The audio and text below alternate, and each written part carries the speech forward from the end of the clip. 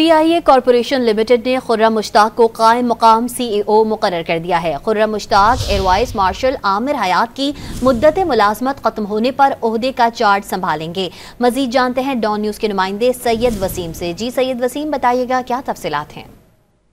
जी बिल्कुल, तर्जुमान PIA की जानिब से जारी करदा एलामिया के मुताबिक PIA के बोर्ड ऑफ डायरेक्टर का इजलास मुनक्किद हुआ है, जिसमें PIA कॉरपोरेशन लिमिटेड ने खुर्रम मुश्ताक को कायम मुकाम CEO मुकर्रर कर दिया है। Khurram Mushtaq air vice marshal Aamir Hayat की मुद्दत मुलाजमत खत्म होने पर ओहदे का चार्ज लेंगे। खुर्रम मुश्ताक PIA के सीनियर तरीन चीफ में से एक हैं और हवाबाजी का वसी तजुर्बा रखते हैं। तर्जुमान PIA का कहना है कि वो PIA के commercial airport services, flight services, security और विजिलेंस के भी सरबराह रह चुके हैं। जी अपडेट करे थे सैयद वसीम, बहुत शुक्रिया आपका।